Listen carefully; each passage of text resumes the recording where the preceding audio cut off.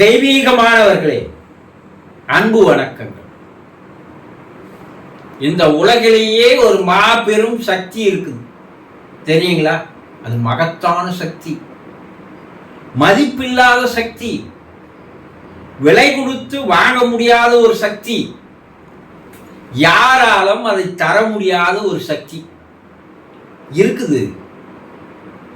அந்த சக்தி உங்களுக்குள் தான் இருக்கு. இதை முதல்ல நீங்க தெரிஞ்சுக்கிட்டீங்கன்னாவே உங்க வாழ்க்கை ஒட்டு மொத்தமாக மாறிடும். என்ன சக்தி குருஜி நீங்க கேட்கலாம். மனிதன் என்பவன் யாரு? மனம் இருப்பவனுக்கு பேரு மனிதன். மனம் இல்லைன்னா அவன் மனிதன் இல்லை. மனம் இருப்பதால் தான் மனுஷா சொன்னாங்கல்ல. மனுஷான்னா மனம் எவனுக்கு இருக்கிறதோ அவனுக்கு பேர் மனிதன். எல்லாருக்கும் தானே குருஜி மனம் இருக்கு.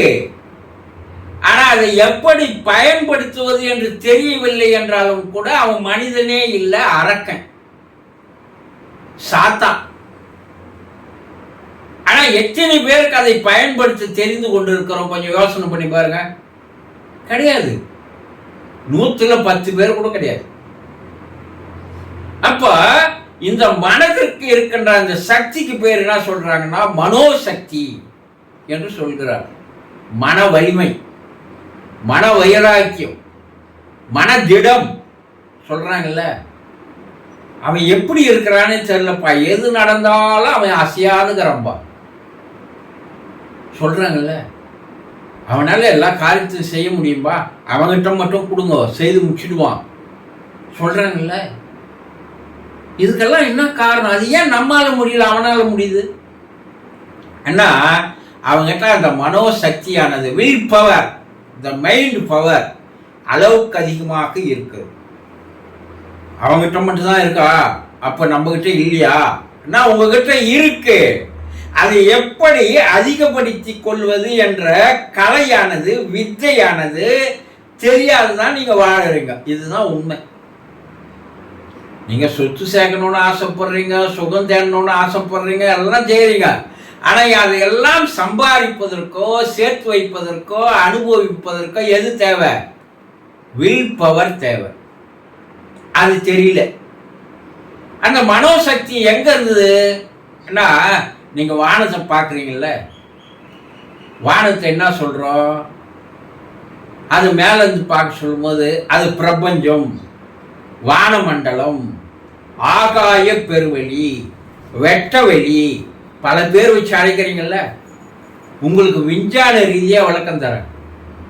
அந்த ஆகாய வெளியில், வெட்ட வெளியில் 2 விதமான சக்திகளானது இயங்கிக் கொண்டிருக்கிறது, இயக்கி கொண்டிருக்கிறது. அது தன்னைத்தானே சுற்றுகிறது, மற்றவற்றையும் சுற்றுகிறது என்று சித்தர்கள் சூட்சுமா சொல்லுவான். எப்ப அந்த சக்தி தன்னைத்தானே இயக்குது, அதே சக்தி மற்றதையும் இயக்குது அப்படி சொல்லுவாங்க இல்லையா? அந்த சக்தி என்ன சக்தி அப்படின்னீங்கன்னா வான்காந்த சக்தி என்று சொல்கிறார். அதுக்கு பேரு வான்காந்த சக்தி. அதுக்குள்ளே ஒரு சக்தி இருக்கு. அது என்னன்னா மின்சார சக்தி.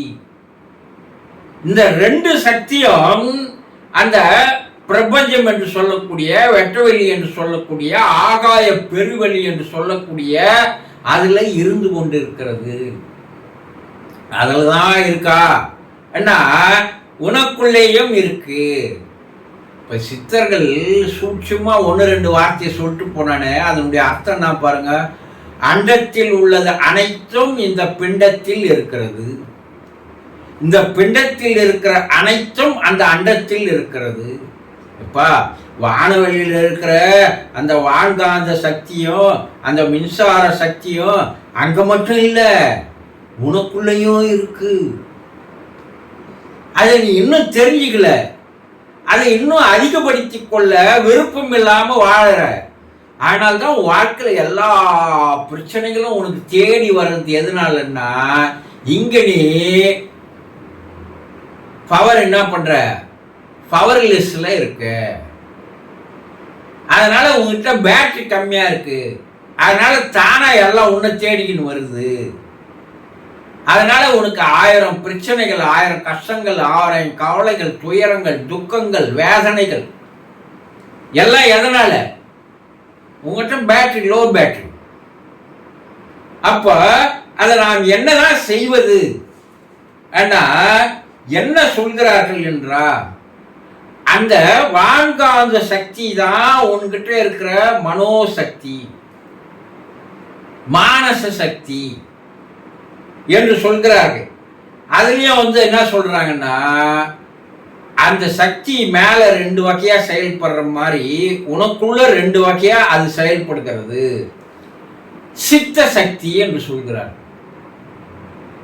இப்ப அங்கிருந்து உனக்கு வாங்கி கொள்ளக்கூடிய தன்மை இருந்து விட்டால் அது என்ன சொல்றாங்கன்னா, அது ஈர்க்கும் சக்தி என்று சொல்கிறார்கள். அங்கிருந்து அந்த பிரபஞ்சத்தில் இருக்கின்ற அந்த வான்காந்த சக்தியும் அந்த மின்சார சக்தியும் நீ ஈர்க்க தெரிந்து கொண்டால், அந்த ஈர்க்கிற திறமை உங்ககிட்ட இருக்கு. அதே நேரத்தில் ஈர்த்து சேர்த்து கொண்ட அந்த சக்தியை வைத்து வெளியே பாய்ச்ச தெரிந்து கொண்டால் உன்னால் எல்லா காரியங்களையும் சாதிக்க முடியும்னு சொல்றாங்க. அது என்னங்க? ஈர்க்கும் சக்தி. நீ வானத்திலிருந்து உங்ககிட்ட இருக்கு கொஞ்சம், ஆனா இன்னும் கொஞ்சம் அந்த பிரபஞ்சத்திலிருந்து அந்த சக்தியை உனக்குள்ள பேட்டரியை சார்ஜ் பண்ணிக்கிறதுக்கு உண்டான ஒரு டெக்னிக், ஒரு கலையை, ஒரு ஆர்ட், ஒரு வித்தையை நீ தெரிஞ்சுக்கடா. எந்த நேரமும் உன்னுடைய ஜீவகாந்த சக்தியானது, மனோசக்தியானது ஃபுல்லா இருக்கும். இதனால பல்வேறு விதமான அதிசயங்கள் நடக்கிறது என்று விஞ்ஞானிகள் கண்டுபிடிக்கிறாங்க. என்னங்க, உங்ககிட்ட மனோசக்தி அதிகமா இருந்ததுன்னா அந்த சக்தியை நீங்க வெளியே பாய்ச்சனீங்கன்னா அதன் மூலமாக மற்றவர்களை உங்களால் உங்களுடைய கட்டுக்குள் கொண்டு வர முடியும் என்று சொல்றாங்க. அது என்னங்க நீங்க சொல்றது எப்படி குருஜி? ஆனா ஒரு சிலந்தி இருக்குதுங்க வீட்டில், நீங்க பாருங்க. இந்த சிலந்தி அந்த வலையில உட்கார்ந்த ஈய அது என்ன பண்ணும்? கொஞ்சம் கொஞ்சமா நெருங்கும். இந்த ஈனால பறக்க முடியாது. இந்த சிலந்தியானது ஒரு விதமான ஒரு குரலை கொடுக்கும். அந்த குரல் நமக்கு கேட்காது, அந்த ஈ கேட்கும். குரல் வந்த திசையை அந்த ஈ பார்க்கும்போது இந்த சிலந்தியினுடைய கண்ணும் அந்த ஈயினுடைய கண்ணும் நேரடியாக சந்திக்கும் போது சிலந்தியினுடைய கண்ணிலிருந்து போகின்ற அந்த காந்த சக்தியானது ஈய ஆடாத அசையாத அந்த இடத்துல நிறுத்திடும். சிலந்தி போய் அந்த ஈயை பிடிச்சி சாப்பிட்ரும். இந்த சிலந்தி கண்ணிலிருந்து அந்த சக்தியானது போகிறது. அந்த சக்தி தான் வான்காந்த சக்தி. அதுக்குள்ள அது மானச சக்தியாக, ஜீவகாந்த சக்தியாக, உயிர் சக்தியாக செயல். அதை கண்களின் மூலமாக பாய்ச்சிக்கிறது. அதே போல வீட்டில் பூனையை பார்த்தீங்கன்னா, எலியை பிடிப்பதற்கு பூனை ஒரு விதமான குரலை மாற்றி கொடுக்கும். எலி பூனையினுடைய கண்ணை பார்க்கும், பூனை எலியுடைய கண்ணை பார்க்கும். பூனையினுடைய கண்ணில் இருக்கிற அந்த காந்த சக்தியானது போய் அந்த எலிய ஆட விடாத அசையாத ஒரு அரைமயக்க நிலையில் வைத்திருக்கோம். இது போய் அதை பிடிச்சிடும். ஒரு சிலந்திக்கும் ஒரு எலிக்கும் இவ்வளவு சக்திகள் உண்டுன்னா மனிதனுக்கு எவ்வளவு சக்தி இருக்கணும்னு கொஞ்சம் யோசனை பண்ண பாருங்க. அதை சரியாக பயன்படுத்தியவர்கள் தான் இப்னாட்டிசம் என்று சொல்கிறார்கள். இந்த இப்னாட்டிச கலை, மெஸ்மரிச கலை என்று சொல்வார்கள். ஒருத்தர் நேரடியா நீ அவன் கண்ணை பார்த்தன்னா உனக்குள்ள இருக்கிற அந்த ஜீவகாந்த சக்தியானது, அந்த மனோசக்தியானது அவன் கண்ணுல போய் பாய்ச்சும் போது அவனுடைய சித்தமானது நின்றுவிடும், மனசானது நின்றுவிடும். அப்போ இவன் அந்த மனசுக்கு சில கட்டளைகளை தெரிவித்து அவனை தன்னுடைய கட்டுப்பாட்டுக்குள் கொண்டு வரலாம். அந்த பொண்ணு தான் வானான்னு சொல்லுதுப்பா, ஆனா இவன் பின்னாடியே சுத்துறான்பா. அது என்னன்னு தெரியல, அவர் கூப்பிட்டா மட்டும் கம்முன்னு போயிடுறான். சொல்றாங்கல்ல, ஏண்டா அந்த சொல்ற பேச்சு மட்டும் நீ கேட்டுக்கினே இருக்கிற, நான் சொல்ற பேச்சை கேட்க மாட்டேன்றன்னா அப்போ அவர்களிடம் அந்த சக்தி அதிகமாக இருக்கிறது, மற்றவர்களை தனக்குள் ஈர்க்கின்ற அந்த ஆற்றல் அதிகமாக இருக்கிறது. அதனால் ஈர்க்கும் நிலை என்று சொல்கிறார்கள். இதை பாய்ச்சி அவனை தனக்குள் ஈர்ப்பது. சரி, இந்த பாய்ச்சுகின்ற சக்தியும் ஈர்க்கின்ற சக்தியோ உனக்கு வரணும்னா என்ன பண்ணணும்? பிரபஞ்சத்தில் இருக்கிற அந்த வான்காந்த சக்தியும் மின்சாரத்தையும் நீ இழுக்கணும்ல. அதற்கு நீ மனம் அமைதியாக வைத்து கொண்டால் போதும், அவை தானாக உனக்குள் வந்து சார்ஜ் ஆக ஆரம்பிக்கும், ஃபில்லப் ஆக ஆரம்பிக்கும். இதை தான் சித்தர்கள் மிக தெளிவாக ஒரு பெரிய விஞ்ஞான சப்ஜெக்டை எளிமையா சொன்னாங்க. என்னன்னா, மௌனமாக இரு. இந்த மௌனத்தில் பல்வேறு அதிசயங்களும் ஆச்சரியங்களும் நடக்கிறது. என்ன மௌனம்? மன மௌனம். மன மௌனமா இருந்தா, மன எதையும் எண்ணாத இருந்தா, அந்த வானத்தில் இருக்கிற அந்த சக்தியை ஈர்க்கின்ற உனக்கு அந்த ஆற்றல் வந்து விடுகிறது.